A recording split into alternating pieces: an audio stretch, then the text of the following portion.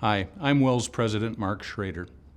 Starting a new church from scratch is no easy feat.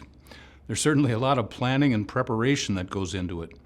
But with that can come great blessings for those given the opportunity to serve our Lord in this way, no matter how old or young they may be.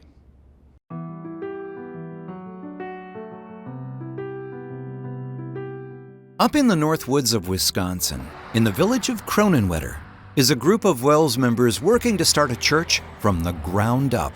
It's free. It's free.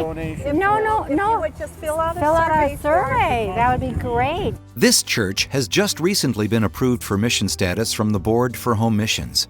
They're so new that they don't even have a pastor yet. It feels difficult because we're used to going to a church and having a pastor lead us through those things, or going to a Bible study and having a pastor or a leader take us through those, where we've had to take that on ourselves.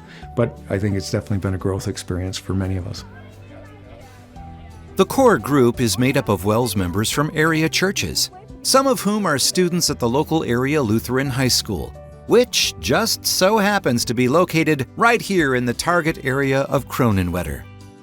The ability of the Northland Association just to say, hey, we have this space and we want you to use it, is pretty phenomenal. At least in the short term, worship services will be held right at the high school at no cost to this new church. We'd just like to ask you a few questions as a little survey for our new church. In addition to that, Northland students have been involved by canvassing the community and surveying their neighbors about their interests in a new church. At Northland, we're really focused on teaching our students how to learn to grow in their own faith and to share that with others. And then not just in our school community, but to go out into the community and share God's love with everybody. One of the neat things, right, is that especially teenagers, they're incredibly gifted and incredibly useful for ministry. Oftentimes, teenagers will think in ways that adults won't necessarily go. And so how neat is it that we have this ministry that will sort of be shared, where we have a workforce that can go out there, that can help the mission church. Our topic for today is Jesus is coming soon. Not only can involving the youth be beneficial for starting this new mission church, it can also have a tremendous impact on their own Christian lives as well. It's really nice because sometimes it feels like at church, like it's like an adult thing and the kids are kind of just there, but like this year, like they wanted our consideration and they wanted our ideas.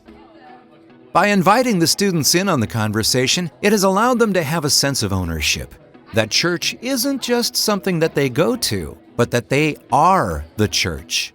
I think we'll especially see the fruit down the road as they graduate and go on to college and then wherever they work and raise their families, and when they're members of churches in our synod, I gotta believe they'll be very involved and will have grown from their experience with the mission here in Cronenwetter.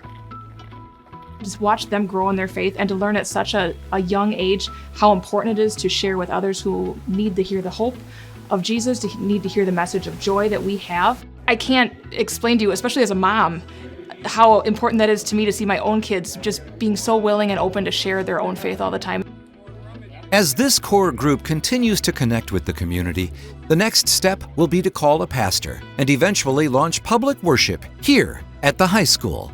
Trying to start a mission that's totally focused on the lost, the lonely, and the hurting from a ground level has been, I think, energizing for a lot of us, and we're very enthusiastic about it.